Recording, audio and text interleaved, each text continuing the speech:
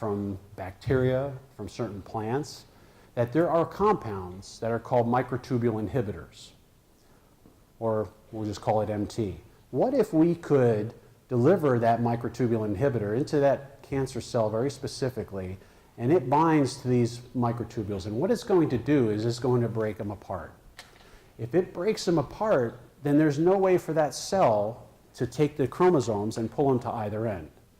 If that can't happen, you're not ever going to get this. You will never allow that cancer cell to divide. So, how do we use that knowledge? Let's come back to the SMDC approach. We have the 4 modules. Here's an actual drug that about 400 people were treated with. Almost made it to become a full-fledged drug. This is called ventafilide, folate, and on this end, see this in red? This is generically called a vinca alkaloid, vinblastine analog. That is a microtubule inhibitor. When we take animals, in this case have a tumor, if we don't treat that animal, that mouse, with anything, but we measure the tumor on the back, it grows until a point where the animal dies. On the other hand, if we treat that animal with just the vinca alkaloid, no targeting, just a free poison, if you want to call it that, sure, there's anti-tumor effects. So we're measuring the size of the tumor. The tumor in the green curve is going down, and in this case, this animal was treated at the maximum tolerated dose level. We couldn't give any more. And what you saw is, okay, the animal had some benefit, but guess what? It all came back, that none of them were cured. On the other hand, if you target that drug, which is in red, you have a folate conjugate of that drug. Not only did we see anti-tumor effect, but those tumors disappeared and never came back.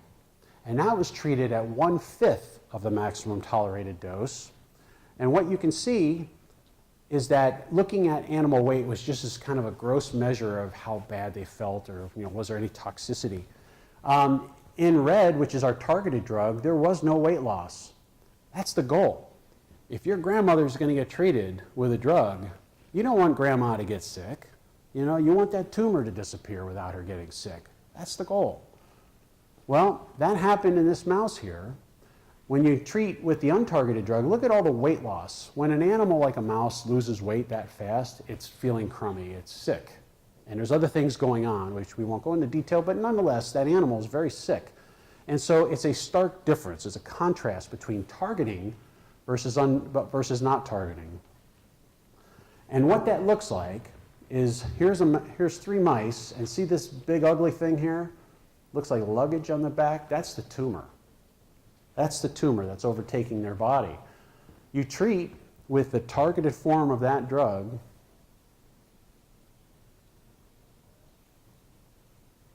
there we go, and you can eliminate those tumors in those mice. All that's left is a mature scar from where that tumor used to be. So, very successful application of targeted medicine. Sorry, I have a little bit of a delay here. There we go. Now, we can have fun with this. Remember how I said there's 4 modules? Well, I gave you an example of a microtubule inhibitor.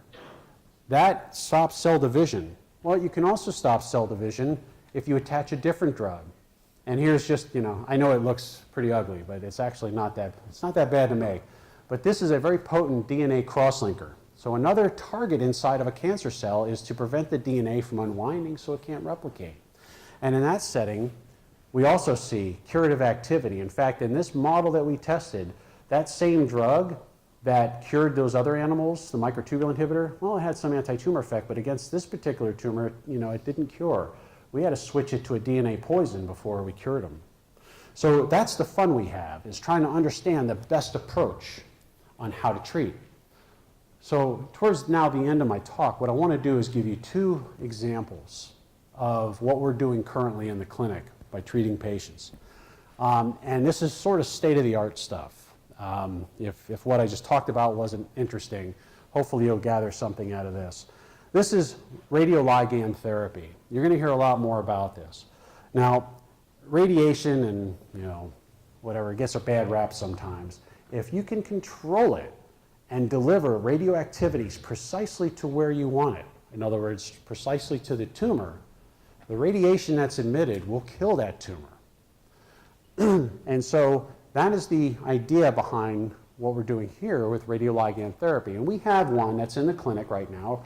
It's actually in phase 3, where we have not folate, but we have another molecule that actually homes to prostate cancer. On prostate cancer, there's another protein. It's called PSMA, prostate-specific membrane antigen.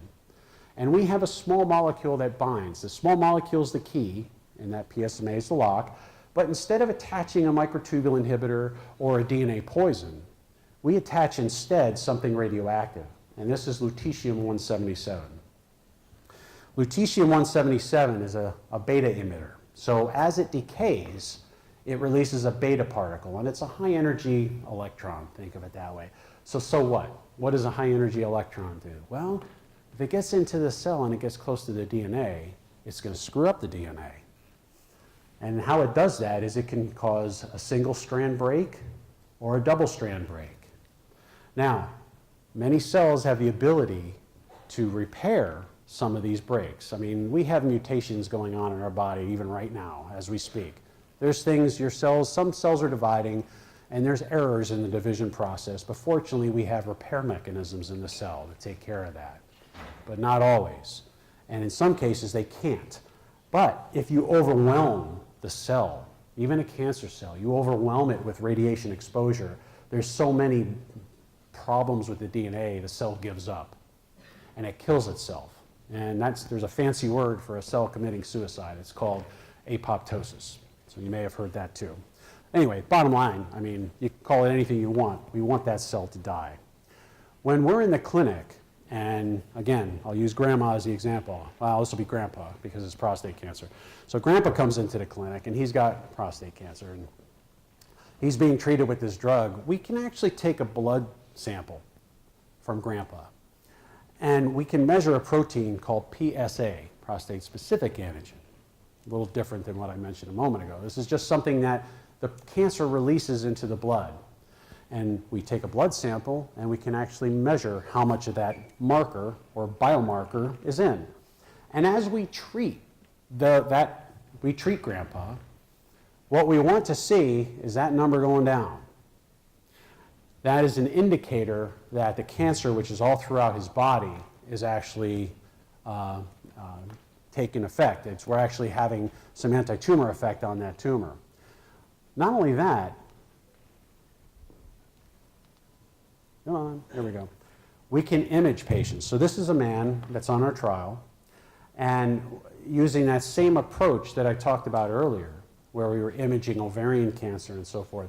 Here's prostate cancer, and you can see prostate cancer, it starts in the prostate, which is down here, but when it gets into the bloodstream and starts going everywhere else, metastasizing, it likes to stay in the bone, mostly.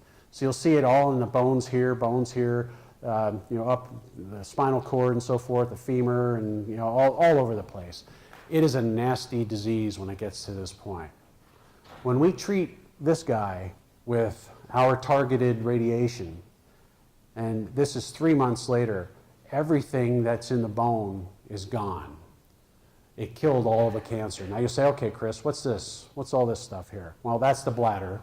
This is the targeted radiation that didn't stick anywhere, and now it's gone, or it's out the door, so to speak. Here's your kidneys. It's being filtered, some part of your intestine, a little bit of liver. All of this stuff in a few hours will come down to background because we just took an image after an hour. But what was most important is to see that none of the tumor really still is there. I mean, this guy's living right now, pain-free, apparently no tumors, and we just gave him some extra time on this earth. That's pretty cool. All right? If it's your grandfather, if it's your father, that's pretty cool to be able to do that. Why? Well, it's because we learned first principles of biology and chemistry, put them together and used some logic and said, hey, this potentially could work. That's what science is. That's what science is. You ask questions, you come up with hypotheses. You say, all right, what if this, what if that? I'm going to end with one more topic, and this is, to me, even really maybe a step above that. This is called targeted immunotherapy. We all have an immune system. What does that mean? Well, in our bones, bones, I should say, we have stem cells.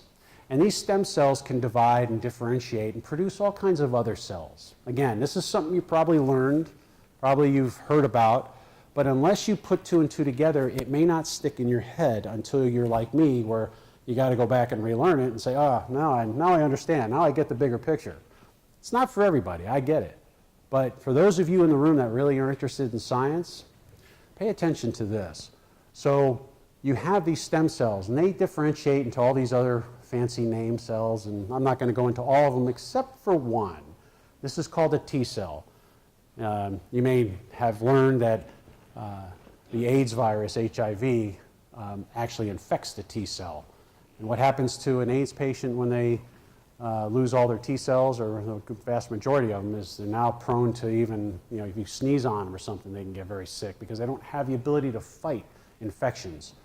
Well, guess what? We're going to exploit that cell, and we're going to turn it into something that's going to really want to kill the tumor. These are like sentinels. Remember the movie The Matrix? You guys ever, are you too young for that? Or I know there's a couple of them.